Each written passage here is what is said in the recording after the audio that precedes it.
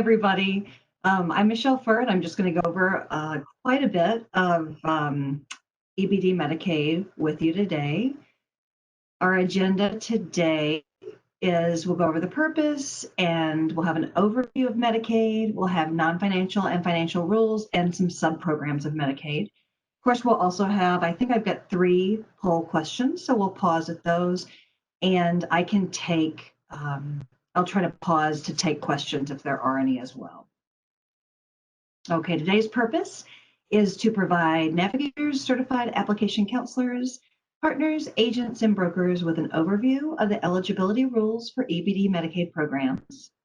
And just a reminder that y'all had session 1 and 2 yesterday. Session 1 was applying for Wisconsin's healthcare programs. Session 2 was eligibility rules for Medicare Plus, and now we've got eligibility for EBD Medicaid today. All right, and so EBD Medicaid covers adults who are age 65 and older, individuals who are blind, and individuals who are disabled. And we're going to do the overview of the rules now. And I just wanted to mention, though, to please keep in mind that the training provides an overview of eligibility factors that are considered for EBD Medicaid. It's not intended as a training to teach people how to determine eligibility, because only IM agencies and IM workers can determine eligibility.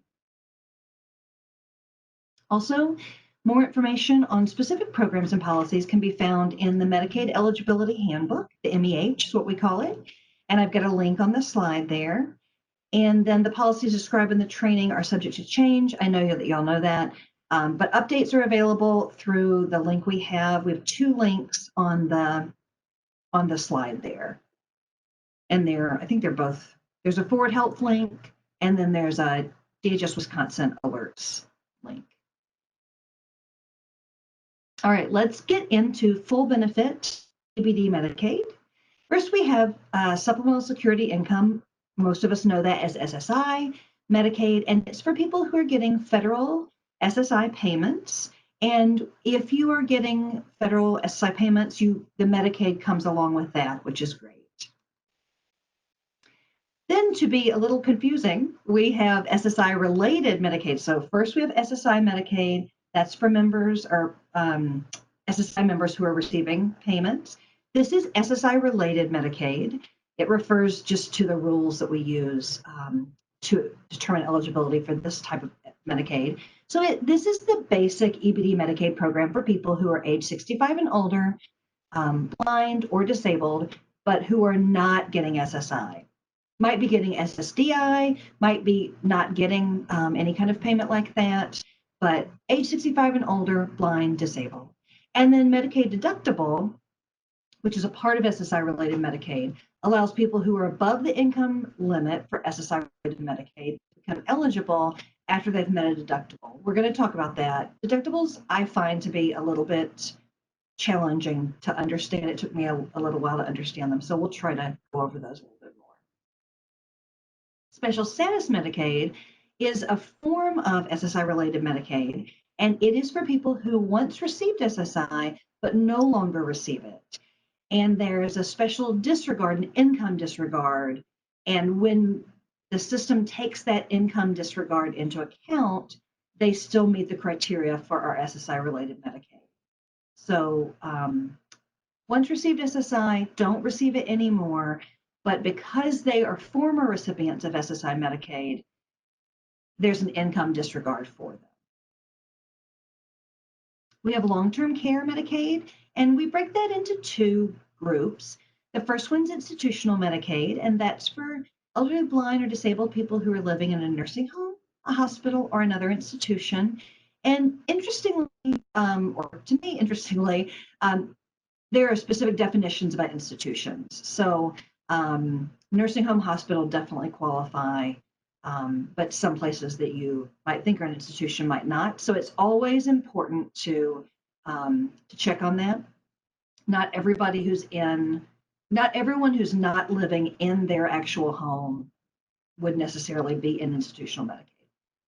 And the second type is home and community-based waivers, and that helps elderly, blind, or disabled people live in their own homes or in the community rather than in an institution. We have other types of full benefit Medicaid. We have Medicaid Purchase Plan. We call that MAP. That's for individuals with a disability who are working. There's the Katie Beckett program, and that's for children with disabilities who require an institutional level of care. There's also Well Woman Medicaid, which is a full benefit Medicaid program for women who are under age 65 and need treatment for breast or cervical cancer or certain precancer conditions. Then we have some limited benefit programs. So they only pay for some things. And one of those is our Medicare savings programs. And these help individuals enroll in Medicare by paying their premiums, deductibles, copays, and coinsurance in some cases. Some cases we only pay their premiums, some cases we pay all of those things. And then emergency services, this is for some groups, and it covers services needed for the treatment of an emergency medical condition if the individuals meet all the program rules except for qualifying immigration status. And I think y'all heard a little bit about that yesterday when Rachel talked about it. Oh, I just saw a note about cutting in and out. Adam, are you hearing me okay? I am. Yeah, I haven't had any issues yet. It might just be that particular that attendee, but if anybody else is having issues, let us know. Okay, I'll keep going. Thanks. Yeah, thank you. So another limited benefit program is senior care, and that's a prescription drug assistance program for individuals who are 65 and older. So that's review. Now we're going to talk about the basic non-financial and financial rules for EBD Medicaid. Does anybody have questions on the overview part? Probably not, but I just wanted to pause and check. Okay. It doesn't look like any have come through, but yeah, if you could pause periodically just like that, I think will be great all day. Okay, thank you, Adam. Yep. So our basic non-financial rules for elderly, blind, and disabled, that means they're age 65 or older, or determined blind, and or determined disabled. And when we say determined blind or determined disabled, that's an actual disability determination by the Disability Determination Bureau or by the Social Security Administration. It's not sort of self-attested or even doctor attested. It's an actual determination, official determination of disability or blindness. Folks have to be a Wisconsin resident, and that means that they're either that they're physically present with an intent to reside in Wisconsin. So if someone's living in Florida and going to move to Wisconsin, they need to wait till they move to Wisconsin to apply. That's what that means. Also, they have to be a U.S. citizen or qualifying immigrant. They need to provide a Social Security number. There are a few exceptions to that, but typically provide the Social Security number or proof that you've applied for one. Supply required and verification within the required time frame. We talked a little bit about the time frame yesterday, how people get the proof needed notification, the written notification, and then it gives them a time frame that they have to provide that in. And then also, if a program requires premiums or cost sharing, members need to pay those in order to stay eligible. So if I have a program, let's say I'm a member of MAP, and I have a premium, one of my non-financial criteria is that I continue to pay my premium. So I hope that helps with that. Now the financial rules. Most EBD Medicaid subprograms have an income limit and an asset limit, but these vary by program. So yesterday when Rachel was talking about Badger Plus, she didn't talk about an asset limit because they don't, members of those programs, applicants of those programs don't have an asset limit. But in EBD Medicaid, we do have an asset limit. And an asset limit is, depending on the rules, you can only have so much, let's say I have a checking account, savings account, that kind of thing. And some things are counted and some things are not. So some income limits are fixed amounts while others are based on the FPL. The FPL is a federally determined income amount that's scale-based on household size, and it's adjusted every year. Our current FPL amounts for EBD Medicaid can be found at the link on the screen or on your slide deck. And most subprograms count the income and assets of the applicant and his or her spouse. Not all programs, but most of them do. We have special rules for children. We have some exceptions that apply to children with disabilities. Children, by the way, are not subject to an asset test. And then in some cases, parents' income is not counted, or it's only partially counted, depending on the program.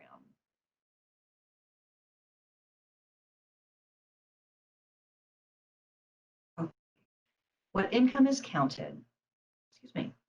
So countable income for EBD Medicaid includes, but is not limited to, gross earned income, self-employment earnings, Social Security income, retirement benefits, unemployment insurance, income from trusts, interest and dividends, child support, and alimony. And I don't know if y'all remember, but yesterday, I know that Rachel probably pointed out that child support is not counted because for Badger Care Plus, because child support is not taxable. But for EBD Medicaid, child support is counted, and it's counted as the child's income. So I think that's a really, really good example of how seemingly strangely some different programs count income. So Badger Care Plus does not count child support. EBD Medicaid does count child support as income. And what assets are counted? So countable assets for EBD Medicaid include, but aren't limited to, cash, checking and savings accounts, so your typical bank accounts, stocks, bonds, and CDs, non-home real property. So while somebody's home is not typically counted, could be occasionally, but usually not counted, if I have, so my home that I'm in right now is not counted. Let's say I had a cottage up north, that would be considered a countable asset. So that property, the worth of that property would be counted, the value of that property. Some vehicles are counted, some trusts are counted. Now we're in the some bracket. Some life insurance policies, some burial assets, some annuities, some loans, and some reverse mortgages. Now we have some deductions for the income for EBD Medicaid, and they vary by subprogram, as you can imagine. You'll find that's true of most things with EBD Medicaid. But we do allow a $20 standard deduction. We also allow a $65.50 earned income deduction. And that means that $65 is deducted from the household's earned income, then half of what's left is counted. So let me give an example. Someone has $1,065 a month in earnings. We take away 65 and then 500. So we have countable earnings of $500. That's a nice deduction for our member. Okay, we're going to talk about the EBD Medicaid subprograms next. Okay, SSI Medicaid, we mentioned this in the overview. We're going to go through these in more detail now. The federal SSI program provides cash benefits to people who are 65 or older, blind, or disabled. And SSI has income and asset limits similar to some of ours that we use for EBD Medicaid. If someone's getting SSI, like I said before, they automatically qualify for Medicaid. And people do not have to apply separately for Medicaid. Their eligibility is not determined by the IM agency. If you get SSI, you get Medicaid from the Social Security Administration as a part of your SSI. Next. Okay, and then we've got SSI-related Medicaid. It's the basic EBD Medicaid program for people who are elderly, blind, or disabled, but not getting SSI. The income limit is 100% FPL. So right now it's $1,063.33 for one and $1,036.67 for a couple. Next. SSI-related Medicaid asset limits. Countable assets for a single individual have to be below $2,000, and countable assets for a married couple must be below $3,000. Next. All right, Medicaid deductibles. So if someone is over the income SSI-related Medicaid, they can become eligible by meeting a deductible. Excuse me.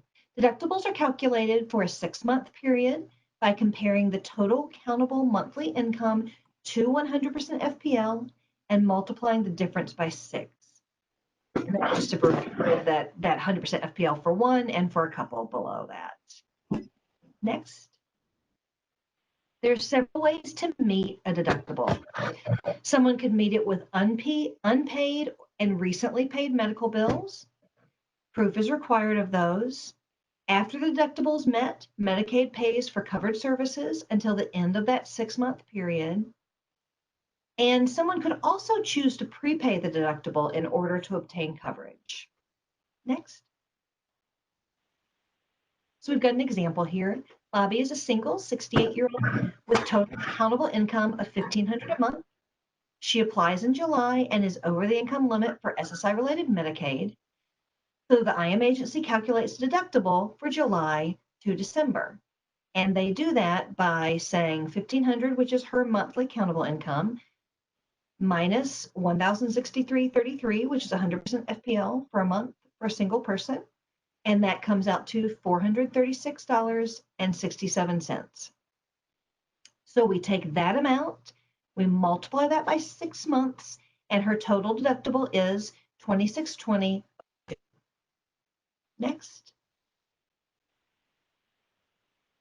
So on July 6th, Bobby has outpatient surgery and unpaid medical bills totaling $3,500 from the procedure.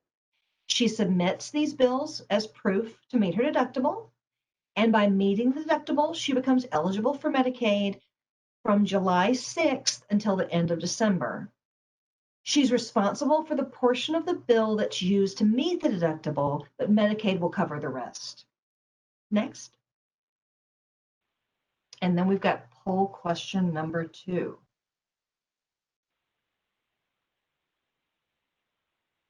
And I know, let's hold on the poll question because I know Okay.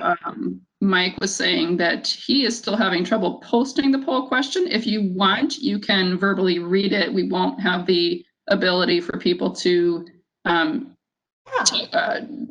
vote, but however you would like to do that. Sure, I can absolutely read it. Its question is, the income limit for SSI related Medicaid is what percent of the FPL? I don't know, people want to maybe type it in chat, or I can just pause for a minute while people think, and then I can tell you. Yeah, are there choices, Michelle, or is it just the question? Let's just fill in the blank. Okay. So Amber typed in the chat 100%, and she's absolutely right. And Cheryl did too. Yep, 100% FPL, you got it. Extra points for you guys. Hey, yeah, here they go. Yeah, Mike is not able to post the poll question right now. Okay. Long-term care, we refer to this as LTC. We have institutional Medicaid, and then we have this group of programs that we refer to as home and community-based waivers, or HCBW, or waivers, or waiver Medicaid. So, excuse me. Excuse me.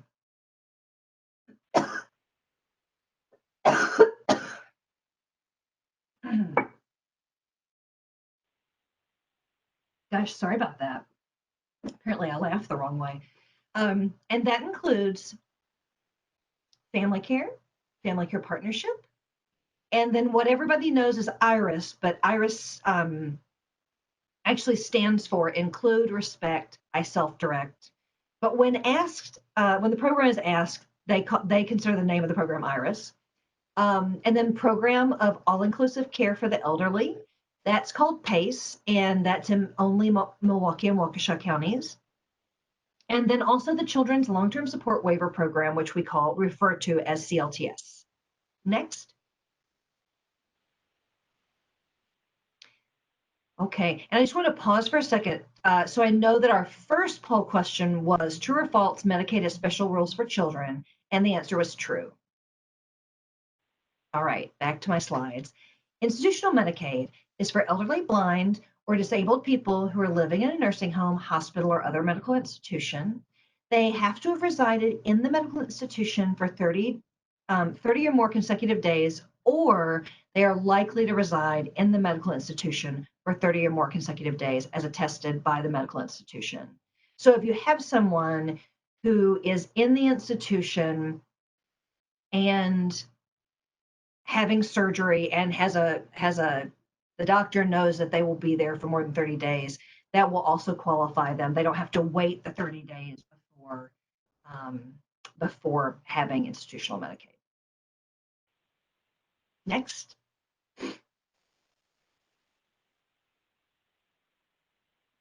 All right. Oh, thank you. Sorry. Medical institution includes, but is not limited to, hospital, skilled nursing facilities, also called nursing homes, intermediate facilities, and in some cases, institutions for mental disease, which we call IMDs. When someone applies for health care and indicates that they are in an institution or need institutional care, that's considered an application for institutional Medicaid. And I just want to reiterate that yesterday, Rachel talked about in our first program that, someone just applies for health care and then we figure out the actual specific program. They don't have to know, well, I'm in a hospital, so I'm applying for institutional Medicaid. The IM agency figures that out for them. Okay, next. HCBWs, also called waivers, also called waiver Medicaid. So HCBWs help elderly, blind, or disabled people living in their own homes or in the community rather than an institution. Enrolling in a waiver program is a two-step process. Excuse me. In most cases, individuals must apply for and be found eligible for health care through their IM agency. And also, they must contact the Aging and Disability Resource Center, or ADRC, for enrollment counseling. The ADRC will help to identify and enroll in the most appropriate waiver program. They will also determine whether the person meets the requirements for a nursing home level of care, which is required for you to be able to enroll in this program. And then we've got a link to find an ADRC in your area. So I just want to mention that we kind of have that flipped, because typically we'd recommend that someone go to the ADRC first, because they don't just do enrollment counseling, they do options counseling and talk about all the programs that are out there and the financial impacts and that kind of thing. So I think it's really helpful for people to go there first. Also, they'll get extra information. They are going to have to go there to make sure that they meet the nursing home level of care, the functional level of care is what we call it. And so it's a really important, it's not optional. The ADRC is a really important, and I would say maybe a first stop for members who are looking for waiver Medicaid. Okay, next. Financial rules for long-term care. Eligibility and cost sharing are determined based on income, assets, the cost of care, and other qualifying expenses. For a single individual, the monthly income is $23.49, but they may also qualify if their income is less than their cost of care plus other expenses. For a single individual, the asset limit is $2,000. Some income and assets may be allocated to an applicant's spouse or minor children, and divestment penalties may apply to people who sell or give away income or assets for less than market value. Next. Okay, here's another subprogram. The Medicaid Purchase Program, the Medicaid Purchase Plan, which we call MAP, is for individuals with a disability who are working or enrolled in the Health and Employment Counseling Program. This program has higher income and asset limits to allow members to get health care coverage while they're employed, and also really to allow them to save for retirement.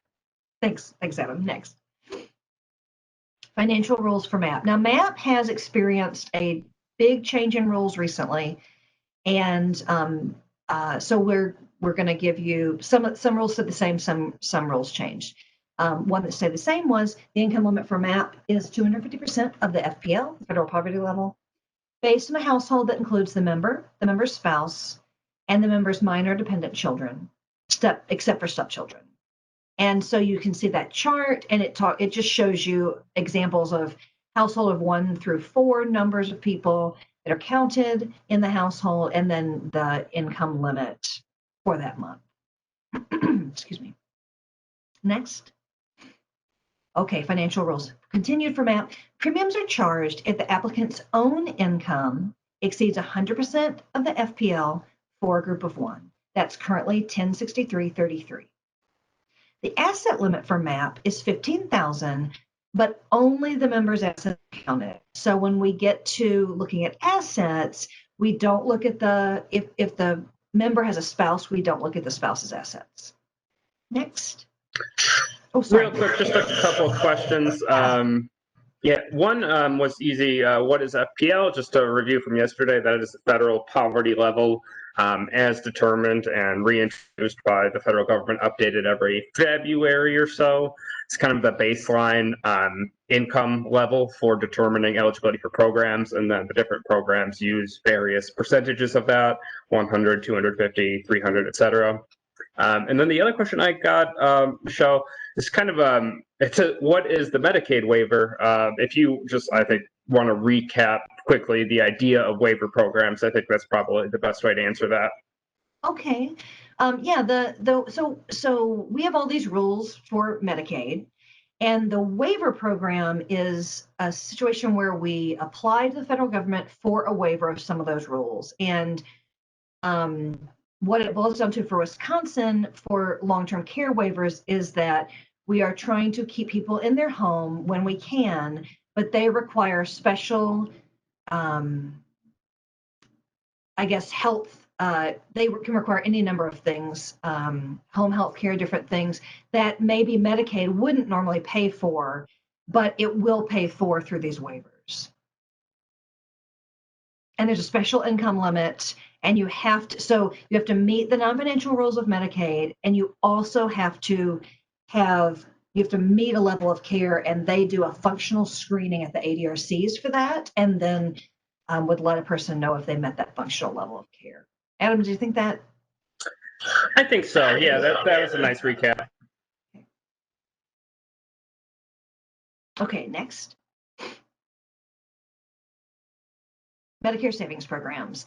Medicare savings programs, which we also call MSPs, they help individuals who are enrolled in Medicare pay for their Medicare premium, and sometimes their deductibles, copays, and or coinsurance. Once upon a time, we also called this Medicare premium assistance, but we have really tried to narrow that now down to one name, which is Medicare savings program. Next. Now we're going to go over the type, of Medicare savings programs that we have. And the first one is QMB, Qualified Medicare Beneficiary. The individual must be entitled to Medicare Part A. The income limit is 100% of the FPL. The asset limit is $7,860 for a single individual, or $11,800 for a married couple.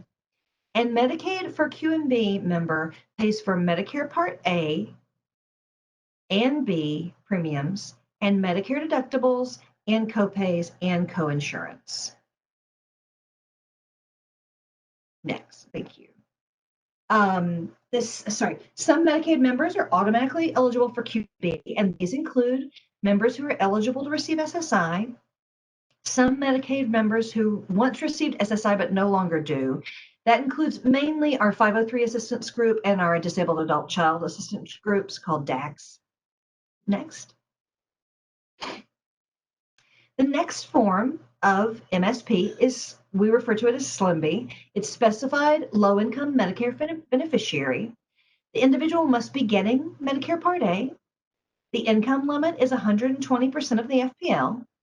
The asset limit is the same as QMB, so it's $7,860 for a single and $11,800 for a married couple. And this SLMB only pays the Medicare Part B premiums. Next. Now we have SLMB Plus, Specified Low-Income Medicare Beneficiary Plus. The individual is currently getting Medicare Part A. The individual is not enrolled in Medicaid. The income limit is 135% of the FPL. The asset limit is the same as the others. It's $7,860 for a single individual and $11,800 for a married couple. And this again pays only for the Medicare Part B premiums. I think the big difference here, not only the income limit, but that the person is not enrolled in Medicaid. Whereas QMB and SLMB, you can also be enrolled in Medicaid. Okay, next. And then the final type of MSP is QDWI, This is also known as qualified disabled and working individual. We have about, I don't know, maybe 9 people in the entire state who have this type of Medicare savings program. So the individual must be under age 65 and disabled. They must have lost premium-free Medicare Part A because they returned to work. They can't be eligible for any other Medicaid. They have to be, the income limit is 200% of the FPL. This asset limit is different. This one is $4,000 for a single individual and $6,000 for a married couple. And when you qualify for this, Medicaid pays only for the Medicare Part A premium. Next. All right, I'm going to just pause. Adam, did you see any other questions? Just actually, there weren't any. Now there are a couple, so that's great. So one is that 4,000 per month or per year? So I believe that was referring to the last program. Sure. So that's actually an asset limit. So it's at any point, if you go over that, you would not be eligible. If you have that in your bank account or whatever counted assets we have for you, if you go over that amount, you would not be eligible for that program. Right. And then what is HPSA recipient? What is the definition for HPSA and what that means again? I am not sure. I haven't gone over that. Yeah, I had the same reaction. Yeah, I would have to Google that. I'm sorry. All right. I don't see any other we can questions. take that back. Yeah, for sure. All right. I don't see any other questions right now. Okay, Marcial, I saw you go off mute. Do you? I would encourage that person to send that email to the Okay. Forward Health inbox, and we'll get her the response, or Wonderful. him the response. Being that it wasn't really addressed in your slides, this is a different question, and that email is open for any type of question regarding policy. Yeah, Marcia, when you have a second, do you want to send the email address once again, just in chat, in case anyone's still having audio issues or anything like that? Oh, absolutely. I can do that. That'd be awesome. Thank you. All right, thanks both of you. Okay, let's keep going with other sub-programs. The Katie Beckett program is for children with disabilities who are living at home and require an institutional level of care. The applications are processed by DHS, not by the income maintenance agencies. And we've got a link on this slide deck that can take you to see more information on the DHS website. Next. Well Woman Medicaid. Okay, this is sort of an anomaly. This is not an EBD Medicaid program, but it is Medicaid and it is in our this handbook. So it's for women under age 65 who need treatment for breast and cervical cancer or certain precancerous conditions. Eligibility is based on enrollment in the Well Woman Screening Program or family planning only services. So no separate income or asset test applies. Applications for this special program are processed by DHS. And for more information, we've got a link on the slide deck. Next. Okay, emergency services. These cover services needed for the treatment of an emergency medical condition when someone meets all program rules except qualifying immigration status. These are not available for childless adults, for children with higher incomes, women enrolled in Medicare Plus prenatal, and applications for this are processed by the IM agencies. And for more information, we have a link in the slide deck. Next. Senior care. So senior care is a prescription drug assistance program for individuals who are age 65 and older. DHS processes these applications, and we have a link in the slide deck for more information on senior care. Poll question number 3. So should I just read that, Adam? I would go ahead and read it, and if Mike is able, he could go ahead and load it. But read it anyway. Okay. This is true or false. Wisconsin's Medicare savings programs are full benefit Medicaid programs. True or false?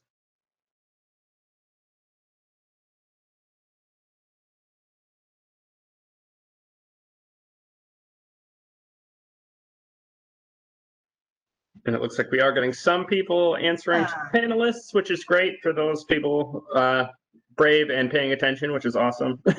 And it is false. Y'all are all right.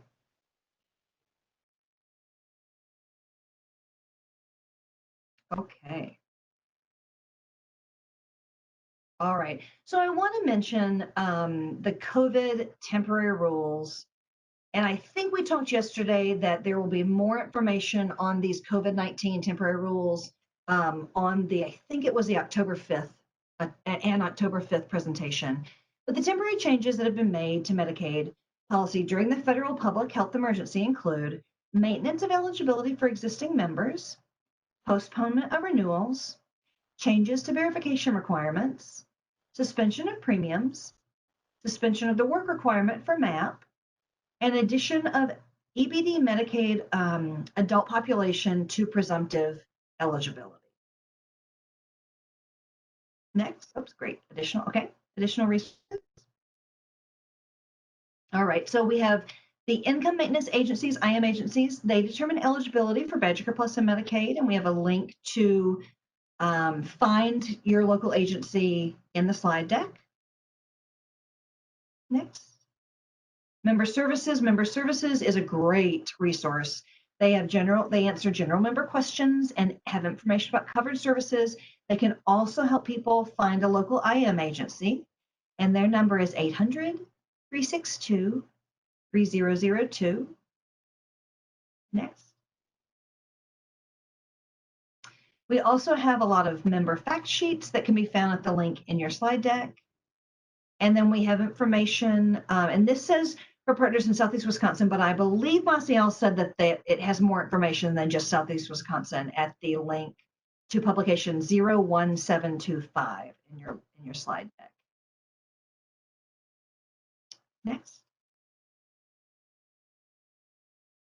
We have our online policy resources, such as policy manuals, handbooks, forms, and directories, and they can be found at the link in your slide deck. And then I called out specifically the Medicaid eligibility handbook. So that would tell you EBD Medicaid and then also emergency services for EBD Medicaid and Well Woman Medicaid. Those are housed in this handbook. And that link is on your slide deck. Next. And then any questions related to Badger Care Plus or Medicaid can be sent to the email on your slide deck.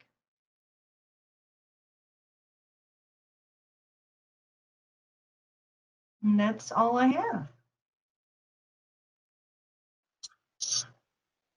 Yes, I think we can take questions now from anybody who wants us to go into more detail or has a question about a specific topic that came up. And because I'm sharing, I can't see the clock. I can see the regular chat. Okay. And I don't see anything yet. Okay, let's just give people a minute to process. Hopefully people have been able to hear the second part of the presentation. Yeah. Yeah, and this is Allison. So yeah, let's definitely give people a chance. I think we're all still kind of catching our breath from that massive hustle to make everything work. So I'm glad we finally were able to come back, and hopefully everybody found a way to watch and hear everything. And I don't think we really covered much during that interim time, though I think there was the deductible question. I don't know if, and I personally wasn't able to listen either because I was in the background trying to resolve some things. And I do see another question that just came in. Maybe we do have a few more minutes, if you wanted to just revisit that. And then there's also this other question. Yeah, and you're right, Al. So there wasn't anything covered, just it went from deductions to the poll question very quickly. So Michelle, if you want to recap deductions at all, and then, yeah, I know you can see chat. So there is a good question there about emergency services. Yeah, so for emergency services, I do not know what it covers, but you, Marcial, if you know, I see you're unmuted. Yes, so emergency services typically cover, if they are deemed eligible, they can go ahead and cover the inpatient costs. However, when you use the term emergency services, I'm wondering which population you're speaking about. If you're talking about the undocumented population, it would cover the emergency itself. It would not cover routine care. But definitely emergency services should be able to cover inpatient costs if that patient was deemed eligible. Right. And thanks, Marcio. And for emergency services, the trick with that, so again, this is for non-qualified immigrants, people without a status that would make them eligible for other programs. You do need to work with the provider to make sure they have documentation that, yes, this is an emergency. So there are a lot of conditions that you can cover a lot of the care related to that emergency. So if it's an extended period of time where, okay, this medical condition qualifies as an emergency until, we do dialysis or whatever it is, you just need to get that documentation from the provider, but it does not cover routine care. You're right, Marcio. Looks like we got a few more questions. Great. I'm going to go over those and then go back to the deductions, if that's okay. That sounds good. Okay, so one of the questions is, how do they get the PDF version of the slideshow? And I can go ahead. I was just going to, yeah, we do have the PDFs of the slideshows. I know we'll be posting them following the conference. I think we might be posting them even after this week, because we record these sessions and we get to see the recordings the next day. So they kind of process and batch overnight. So we will be able to post the PDF links and make sure that everybody has those. Everybody who participated and registered has those as they are available and as we post them. Great, thanks, Adam. Then there's a question regarding assets. Does that include their home value? It typically does not include their home value. So if we're looking at regular EBD Medicaid, the home is excluded, and in many cases, also for long-term care Medicaid, the home is excluded. There are sometimes in institutional Medicaid, it may not be excluded, but typically it is excluded. So typically it does not the assets limit does not include the home value. And then there's a question: gentleman came in through emergency room and then moved to inpatient status, no SSN. I'm not sure. That's piggybacking on the emergency services question, and it really depends on the situation. I'm not sure if he would qualify for EBD, which is elderly, blind, or disabled. So that's situational. I would encourage you, if you do have specific questions regarding that one, Nancy, go ahead and email the inbox, and we can take a look at that. Yeah, right, exactly. Then there's a question. There's a question pertaining to well woman Medicaid. What are precancerous conditions? I mean, that would be determined by the hospital or the doctor. And my understanding is that that's a pretty most of our well woman Medicaid members are, I guess, encouraged to apply by the hospital or their doctor. Well, the other thing I would add to that, Michelle, is we have great information on our DHS website regarding the Well Woman program. And what I've done when community partners reach out and ask for specific questions, I encourage them to reach out to their local Well Woman program, the person that runs it within their county or their city. The coordinators, yeah. The coordinators, thank you. I was losing my thought there. But work with the coordinators, talk about that, develop a relationship with them, and get additional information, because the other thing is we oftentimes work with populations that don't qualify, but they would be a great resource in order to go ahead and find where they can get the assistance that they need. Yeah, that's a great recommendation, Marcia. I have never met a well woman coordinator that wasn't an awesome human being. So yes, definitely get to know them. Oh, that's great. Okay, great. So I don't see any other conditions, any other questions in the chat. I can just, I guess, go back over the deduction slide. Should I do that? I'll do that. Okay, so for deductions for this type of Medicaid, they vary by subprogram, But all of the EBD Medicaid programs allow a $20 standard deduction. This is slide 23, Adam. Perfect. Great. So a $20 standard deduction, 65.5 earned income deduction. So we'll just go straight to the example. If someone has $1,065 a month in earnings, we deduct the 65 and then 500 for the countable earnings of $500. So somebody who earns 1,065 gross, this earned income deduction would bring it down to 500. And then the next slide, 24. Some examples of subprogram specific deductions. So not all programs allow these. Support payments, court-ordered attorney or guardian fees, impairment-related work expenses, and medical and remedial expenses. And these examples of impairment-related work expenses and medical remedial expenses are listed at length in the handbook, and also in the, not at length, but some of them are listed in the EMB, the benefits handbook. Excuse me. And then we also have some fact sheets about deductions, I believe. And so I just saw a question come through. I'm just trying to view the chat. Okay. So standard deduction of 20. So there's a standard deduction of $20, and there's also a deduction that's 65.5 for earned income. And that is there's in the handbook, there's a really nice example of that as well. But I'm not going to be able to bring up the handbook. So yeah, this is a good example. So a person makes 1,065 and they end up only having countable earnings of 500. And that's, as we talked about yesterday with the Badger Care Plus handbook, which you can either bookmark or Google pretty easily. The Medicaid Eligibility handbook is very much the same, where you're not going to memorize everything you learn today necessarily, but you can use that as your go-to resource if you need to look up a specific rule or specific program. Just Google Medicaid Eligibility handbook and bookmark that as well. And so the income deductions in the Medicaid Eligibility Handbook are in section 15.7. And I'll type that in the chat.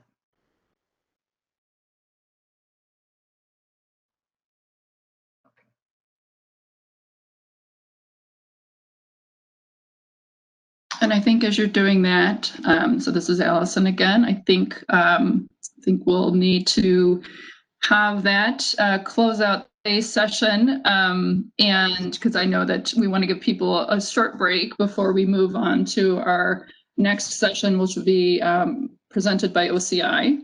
And we had initially thought we would start at that at 10:15. So let's give people a 5-minute break, and so that we can move into the next session. And so thank you again, DHS, for your great content, for hanging in there with us.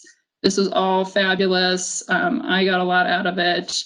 And yeah, so thank you. And so attendees, please stay on in this link. You can step away from your desk or wherever just to give yourself a little bit of break, but please come back by 10:20 and we'll try to just get going again. Yep. Thanks, Thank DHS. Thanks, I'm sure everybody applauded at home. Bye. Yep. Take care.